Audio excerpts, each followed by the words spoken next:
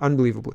Let's talk about the ethics committee that got shut down yesterday. Here's Michael Barrett, and he says the NDP Liberal Coalition is censoring the RCMP by shutting down the commissioner's testimony in committee to protect the Prime Minister from a potential criminal investigation. Canadians deserve transparency and have a right to know if the Prime Minister broke the law. Sure, right? Yes, absolutely. But it's incredible that they're able to shut down these committees and almost nobody cares. Pierre Poilievre cares. He's sharing Michael Barrett's video of this. He says the NDP Liberal Coalition just voted to silence the head of the RCMP, who is set to testify about how Trudeau blocked a police investigation into the Prime Minister. So here's in the room. Michael Barrett is taking this video. I'll show it to you. It's a little long. I don't know that we'll watch the whole thing. We'll watch some of it. We'll watch at least a minute. Here we go. So we're here in the Standing Committee on Access to Information, Privacy and Ethics. We literally have the Commissioner for the RCMP in the room. We have a staff sergeant from the RCMP in the room. And we have these Liberals right there.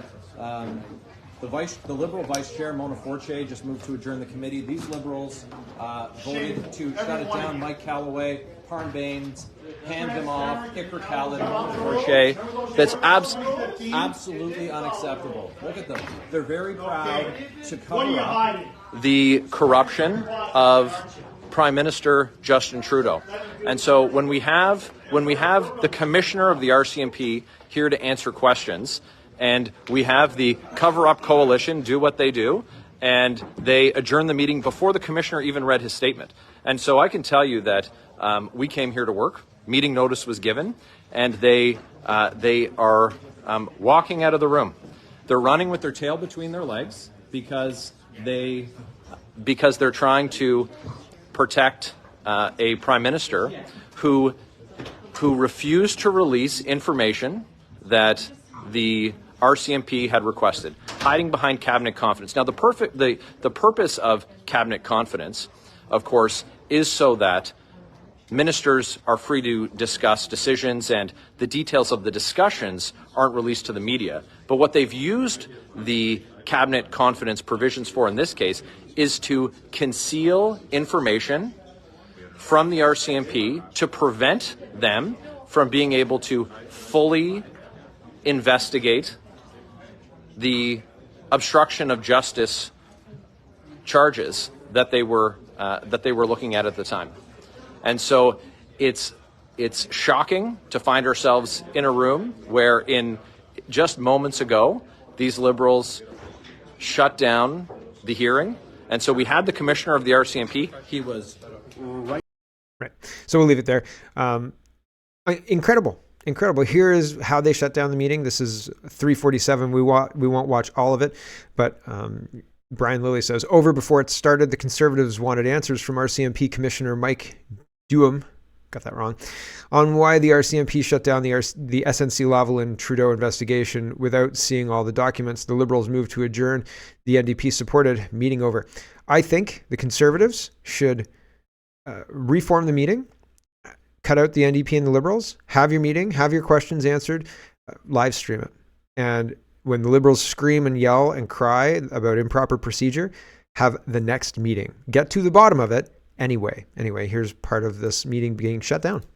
Freedom, if I can put it that way, to invite the RCMP of your own wish. We learned late Friday afternoon, I think it was about 5 to 5, around the meeting, that we had discussed, of course, on Wednesday that we would continue our study on TikTok. Usually, a message is sent out 48 hours ahead for any change to schedule, any invitations. I think this was terribly last minute, the fact that you were already discussing the appearance of the RCMP at that time, and perhaps the clerk would be able to confirm that is the case. They were invited Wednesday morning, it seems, to appear before us today. This had not been discussed whatsoever by the committee. I think the committee should at least have had the opportunity to debate a motion presented in due form. I don't think this is necessarily the best way to go forward, having committees unable to make their decisions. So based on this reasoning, I would like to adjourn the meeting. Okay, just hang on a sec, Madam Fortier. I move to adjourn the meeting. So you're officially moving to adjourn the Yes, I meeting move today? to adjourn the meeting. Point of order, Chair. Well, it's a non-debatable motion, Mr. Barrett, unfortunately.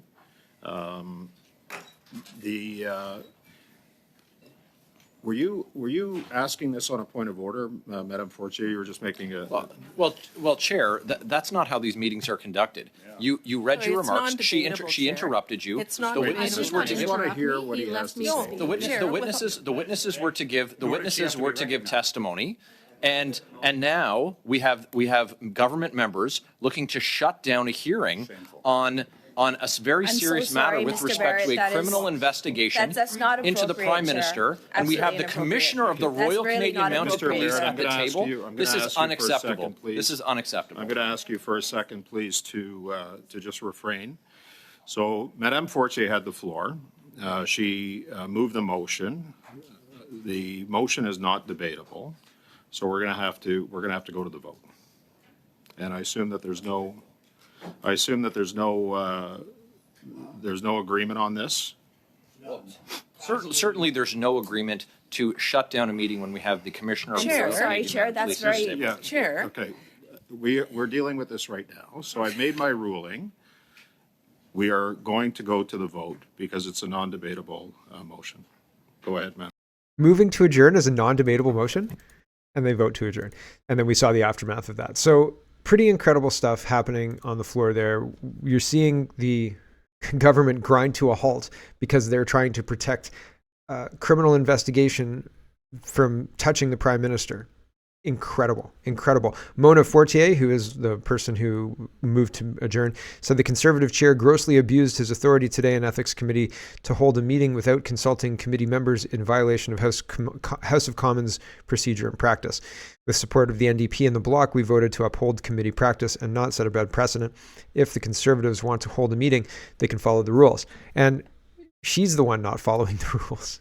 Larry Brock's responds to her, read the room. You shut down the RCMP from uttering a single word on Trudeau's potential criminality in the SNC-Lavalin affair.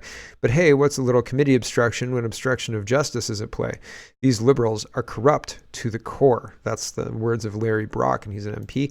I showed you his video yesterday. Andy Lee is responding to Mona Fortier as well, saying, you know, if you want to do this, play by the rules. And Andy Lee says, you're grossly abusing your authority as an elected public official whose first duty is to represent constituents by obstructing an investigation into potentially criminal wrongdoing by our Prime Minister. Your job is to protect the people. Your party brings shame to the House. And so she highlights responsibilities and conduct of the members, and this is from the members' handbook. And I'm not going to read that. Well, it says members sit in the House of Commons to serve as representatives of the people who have elected them to that office. They have a wide-ranging responsibilities, which include work in the chamber, committees, their constituencies, and political parties, as Professor Blah has noted. So they have a responsibility to the people who elected them. Senator Housakis is sharing Michael Barrett's video as well. He says last week the Liberal NDP cover-up coalition shut down the Auditor General as she was testifying about the Arrive scam app, which was the $54 million Arrive Can app waste, right? Pork barrel spending. This week, it's the RCMP's commissioner as he was about to testify about SNC-Lavalin scam. Long past time to vote them out. It's going to be a nightmare on finding all of the criminality that happened and then prosecuting it. I don't know that we're going to actually get there ever. If you're going to commit a crime, commit it completely out in the open in government and you'll totally get away with it. And everybody will know that you did it. You could brag about it. I mean, Trudeau brags about things that he's done. The $600 million to the media. And sure, it was supposed to be a joke, but he's narcissistic enough for that joke to be a barb, right? Holly Doan says Commons Ethics Committee votes 7-3 against questioning cabinet dealings with SNC-Lavalin Group Incorporated. So how do you think the debate's going to go with 7 Liberal NDPs and 3 Conservatives? We think we should ask these questions, and the Liberal NDPs will adjourn the meeting, right? So that's it. Dan Albus says Trudeau promised Canadians he would be open by default. He promises things he has no intention of delivering on. Dishonest by default. 100%. True North says Conservative MPs on the House of Commons Procedure Committee blasted Liberal and NDP colleagues for voting to make an inquiry into the invitation of a Nazi soldier to the House of Commons last month private and unavailable to the general public. So, not only can we not hear from the Auditor General or the RCMP Commissioner or any investigation about how an SS Waffen Nazi guy ended up in the House of Commons being applauded by everybody and his dog. Now, we can't know about any of that. Transparent, most transparent government in the world. The picture of this, Andy Lee points this out. She says, nothing says NDP leader Jagmeet Singh respects his power as a lawmaker in our land louder than him zipping by the wrong way down a one-way street on a bicycle on the sidewalk wearing no helmet. Now, he's a Sikh, and that's long been, like, Sikhs are allowed to ride motorcycles with a turban on, and only a turban, for reasons. Safety laws don't apply to them because turbans are religious things, I guess. And that's exempt from helmet laws, I guess. At the same time, I mean, if you want to ride a bike without wearing a helmet, that's your business. But anyway, here's Jagmeet Singh riding his bike, no helmet, on the sidewalk, wrong way down a one-way street. It is the personification of the NDP. Honestly. There you go. End your coalition, Jagmeet! Stop breaking the law! Ridiculous, right? Jagmeet Singh. Arrogant and out of touch, but riding a bicycle, so climate zealots love him. CTV News, let's talk about money. They say grocery stores or grocery CEOs called back to Parliament to testify about their plans to subsidize prices. Click on the image to read more. Government.exe is corrupt says, when you increase a country's currency supply and national debt by over 50% in 3 years, you get rising prices.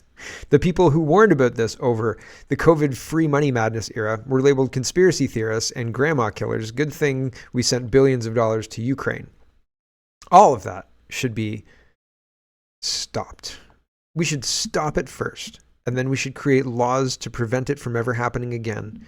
Even if we want to feel good, even if something really bad happens and we really want to send money, we should have a law that says there's got to be a triple, quadruple check and maybe a referendum. And in order to send this $1 billion, you have to run a $500,000 election to see if the public wants you to do it. Is it worth the $500,000 election? Will the public forgive the $500,000 election to send this money after they've decided one way or the other? I think that might work. That might work. In order to send any foreign aid, you have to ask the public, period. There you go. That'll work, right? That'd do it. They'd stop that then. Why send money every time? Every single time. We're going to send $1 billion to Ukraine because bad things happened. And then people vote for it and they say, yes, please send $1 billion to Ukraine. So you disagree, but fine, you had your say. The next time they want it, that's not carte blanche to rate the next $10 billion to Ukraine. The next time, if they want to send $1.99 to Ukraine because Ukraine wants an ice cream and they just can't afford it, you're going to have to run an election, bucko. And I don't think there'd be the will. So yeah, put a poison pill like that in. Honestly, keep the money in Canada, for crying out loud, especially when you have to borrow money to send it. The food professor says, this will be the third time the grocers are asked to go to Ottawa this year. I keep thinking the year is new, but we are like barreling quickly into November. Like if you haven't bought your first Christmas present yet, I have bad news for you. You should get on it. The food professor, again, he says grocers called back to Parliament to testify their plans to stabilize food prices. We're going to ignore the carbon tax and stop paying that. That's the first 3 bullet points from my list of how we're going to fix this. That's not in the plans? Number 4 is moving to Alberta and hoping that they secede. Number 5 is asking Justin Trudeau to please repeal the carbon tax. Doug Ford, he won't. He's been asked. Doug Ford is talking about money as well now. He says, ahead of this week's decision on interest rates, I've written to the governor of the Bank of Canada to again express my opposition to any further rate hikes. Higher interest rates are hurting people and businesses that are already struggling to pay their bills. Yes, rate hikes like this are bad. They're bad because they negatively impact the economy back like all over the place. And all of these policies negatively impact our country. The way that the monetary policies have been managed since the early 2000s. I mean, even the 90s. The 90s wasn't very good either because it was really not very predictable. And you would expect that an economy they'd put it together to be predictable. But in modern times, they overcharge the economy, they drop interest rates, they try and ride inflation for their own benefit. And inflation is theft, and people don't understand that. And the inflationary 2% is built into our government as like the policy, so we don't ask questions about it. Basically, I think that's fundamentally why it's there. They say, well, it's the policy. I've talked before about how sometimes if you have kids, you can make bedtime something that's not your fault. If you have cats, you can make feeding something that's not your responsibility. Like you can get an automatic timer, and the automatic timer will feed the cat, and the cat will stop bothering you to get more food because it's not your thing, right? So if you oh, sorry, my mouse isn't working properly. If you fool the people into thinking that there's no use in discussing this with anybody, like if the cat doesn't understand that the human is actually the thing that feeds them, then they won't bother the human. And if the people don't understand that inflation is actually theft, then they won't bother the policy, and they'll continue to allow the theft. And we're continuing to allow the theft. And we're continuing to have bad policies, bad economic policies that are not very predictable, that lead to these wild roller coaster ups and downs. And it's not good. Like, it's not good. And it seems like the politicians want you to believe that the grocery store CEOs are the ones responsible for the high prices, when clearly their bad policies of the carbon tax are, among others. And instead of having a government that is trying to put together a predictable economy, a predictable something you can plan on, something you can say, well, the government's we're going to go through this, and the government's going to, we're going to make a deal with Germany, and we're going to sell LNG, and we're going to get dividends on that, and we're going to use that for education or whatever it is, right? Like we're not doing any of that. We're burning our trade relationship with India. We're doing awful, terrible things, and us as citizens are missing minor things because we've just adopted the idea that a 2% inflationary target is policy and we can't change it. Well, why not zero? And I mean, Maxime Bernier brings up zero, but I want a government that is aiming to help the population. How could we make it so gas is predictable year in, year out, and only ever hit 75 cents a liter and will never go up from that? 75 cents a liter, period. And that's 55 cents is the cost of gas, and 20 cents is for social programs. And that's it. No carbon taxes on the gas. Put pipelines east to west, the whole country. Ban foreign oil and gas. You could do so many wonderful things in this country to make it self-sufficient, to make the citizens rich, to make it a wonderful place to do business. But instead, we're hamstringing ourselves for a faulty climate change garbage nonsense. It's ridiculous. And we are being... Hello, everyone. Thanks very much for watching. This is just a short version of a longer show. If you'd like to get the whole show, you can go over to canadapoly.com and sign up for a subscription. Just look in the drop-down tab for Shop and Donate and look for subscriptions, and you'll get immediate access to the full show. Love to see you. Thanks for watching, everybody. Have a wonderful, wonderful